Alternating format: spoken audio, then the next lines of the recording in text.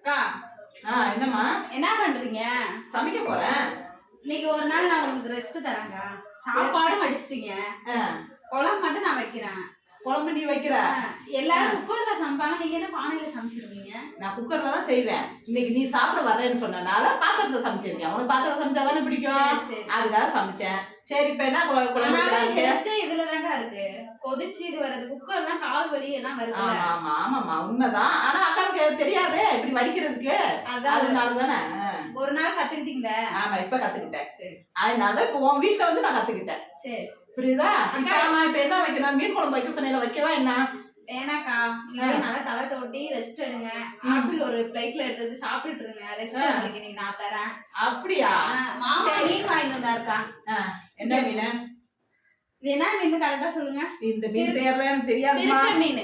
திருக்க மீனா? நான் இப்ப என்ன பண்ண போறது? குழம்பு வைப்பேன், இந்த மீன் வறுப்பேன். இது நகர ரெடியா இருக்குக்கா. நான் உங்களுக்கு வேலை கொடுக்க கூடாதுன்னு நான் வச்சிருக்கேன். அப்படியா? இன்னைக்கு நான் நினைச்சு வந்து செஞ்சு கொடுங்க. என்ன விட்டு நீ செய்ய வைக்க போறேன்னு நான் நினைச்சிட்டு இருக்கேன். டெய்லி நீங்க தானே செய்வீங்க. சரி, ஓகே, இன்னைக்கு நீ செய்யற. சரி, இப்ப நம்ம என்ன பண்ண போறோம்? இப்ப லைவ் போட போறோம்.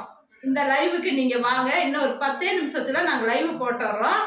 ரம்யா சமையலாம் இன்னைக்கு. ரம்யா எந்த மாதிரி எப்படி எல்லாம் சமைக்கிறோம் அப்படின்னு பாக்கணும்ல நம்மளும். நீங்களும் பாக்குறீங்க. ஆனா மண்பாத்திரத்துல இன்னைக்கு, அந்த காலத்துல மண் பாத்திரத்துல தானே சமைப்பாங்க.